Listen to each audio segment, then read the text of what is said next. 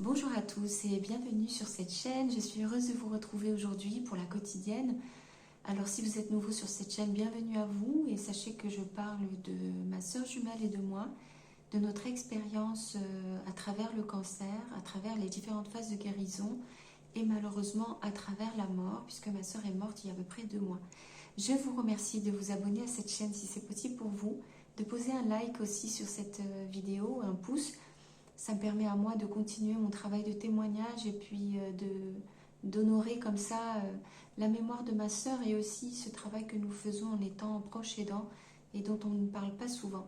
Parler du deuil, c'est quelque chose de très difficile et vos commentaires m'aident beaucoup à continuer ce travail de chaque jour. Voilà, maintenant c'est dit et pour aujourd'hui, bah écoutez, c'est bizarre parce que j'ai l'impression que c'est la première fois que que j'ai rien à faire. Enfin, c'est pas tout à fait ça, mais c'est comme si j'avais pour la première fois la possibilité de rester tranquille, de voir la journée arriver et de me dire cette journée m'appartient et je peux y faire ce que je veux. Alors, pour vous qui me suivez, vous savez que j'ai quitté la maison au bord de l'océan, qu'on habitait ma soeur et moi.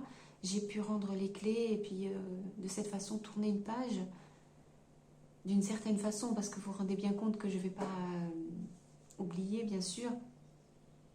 Et là, je me retrouve dans la campagne, complètement dans la campagne, dans le Morbihan, et très très loin de l'océan. Donc, j'ai cette douleur de m'être éloignée de cet endroit où nous vivions, ma soeur et moi, et de l'océan auquel je suis très très attachée. Et en même temps, j'ai la gratitude de me dire que je suis loin et le fait de ne pas être soumise aux mêmes images et aux mêmes lieux de vie que j'avais, ça me permet aussi de m'apaiser, d'être moins dans la douleur. Donc voilà, c'est une matinée un peu bizarre, un peu spéciale et puis j'ai pris un gros petit déjeuner très tardif, j'ai pris le temps comme ça d'humer l'air en fait, tout simplement, de m'autoriser à traîner, à rien faire, tout simplement. Je me suis occupée des plantes que vous voyez derrière. J'ai mis du papier aluminium parce que j'ai un souci avec les personnes qui m'hébergent parce qu'ils ont une très très belle chatte magnifique, mais qui pendant la nuit, évidemment, monte sur ce petit comptoir. Et il y en a d'autres en fait un peu plus loin et elle creuse la terre. Et voilà, donc elle va tout simplement foutre en l'air les plantes.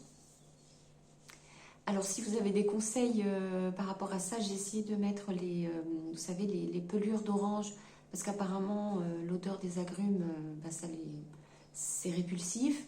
Ça n'a pas du tout fonctionné. Je peux vous dire qu'elle a labouré la terre et qu'elle a retourné avec les pelures d'orange.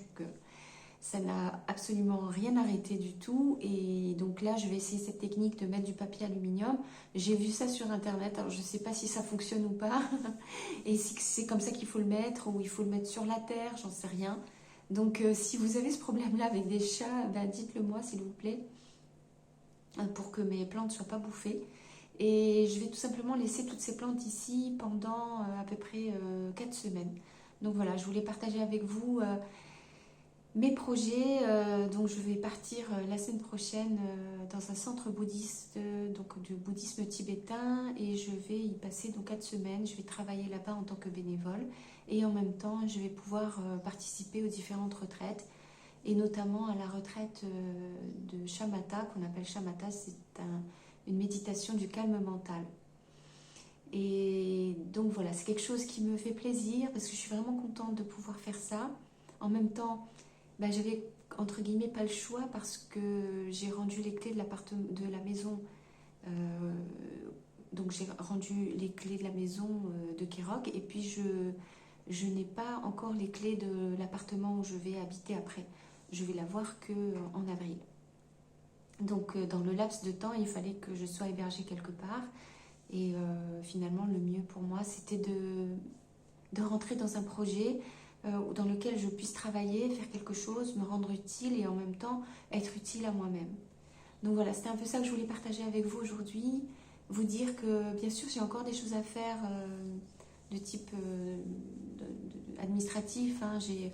les assurances à prendre pour le logement, enfin voilà, tout ne se fait pas tout seul comme ça, il y a encore plein de choses à faire, mais petit à petit, j'ai quand même le sentiment que les choses avancent bien par rapport au deuil.